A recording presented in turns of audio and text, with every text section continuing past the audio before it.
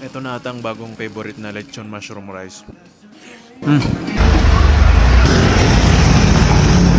Dito, sir.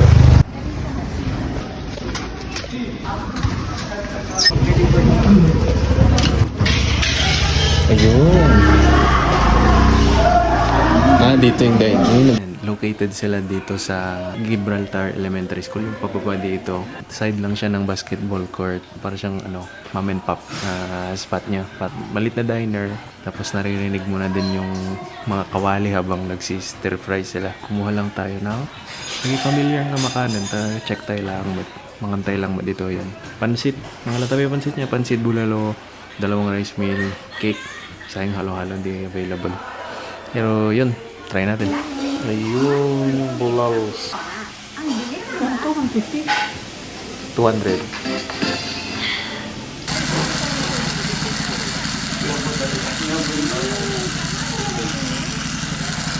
Yung bulalo nila 200 pesos. Beef shank talaga yung gamit nila. Nakipag-usap saglit si chef dito, yung may-ari. Chef siya sa ibang bansa daw dati. Tapos nagsolo siya dito pag-uwi. So ganito talaga, parang pili naman daw yung mga ingredients. Sila nga basta-basta. Mga customer first timer kasi kami. Yung bulalo kanina, eto siya. Beef shank naman yung gamit. Malat-alat beefy, pero halata mong may na siya. Adati laok nan nga beef buyon, ganun. Sa kulay pa lang naman maano mo na. Try natin yung laman. Feeling ko na yan. Sobrang lambot na. Parang kailangan ko ng pero kalamansi na may sili. Nasa saltier side siya. Ito na ata ang bagong kong favorite na lechon mushroom rice. Tapos mag-garlic sizzling pa siya. Tapos ito. Ang tawag nila dito ay bagnet mushroom. And mura yung mga pagkain nila dito, no? Hindi mas. Nag-umami. Mag-crispy yung bagnet. Pero again, nasa mas maalat na side siya. Ay nahabulan mo ng kanin. Need mo ng something na citrus to balance. Okay, meron tayo nito. Nagraman. Meron din silang mga cake. Naghay nga dagos ni pagsarak tayo. May halo-halo din sila pero hindi available. So mga cakes natin. Cake ng bakery. Bida ko lang yung cake nila. Napaubos na. For us, hindi siya ganun katamisan. Sakto lang.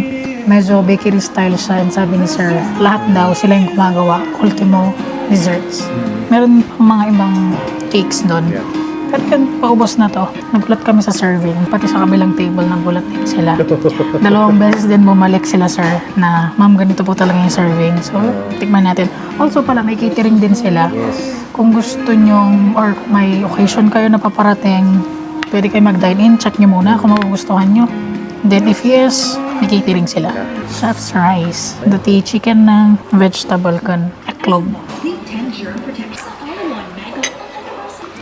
Pang talaga, pang catering di quality na. Hindi siya yung ibang nakakainan natin na hindi ko ka ma-explain.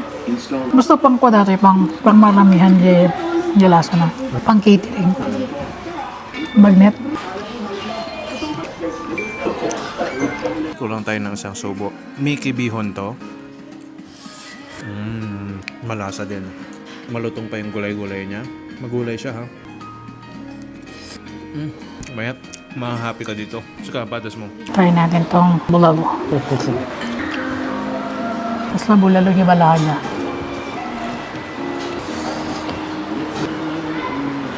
Mag-garlic siya. Medyo salty lang sa akin ng konti. Citrus. Para mapantay.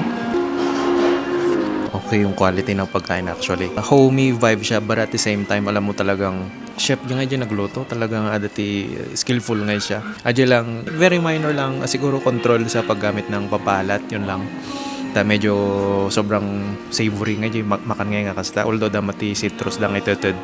But other than that, puntahan. Hidden gem. Puntahan nyo dito kasi masarap yung pagkain. Yun lang, paloob lang talaga siya. May catering din sila. Try nyo.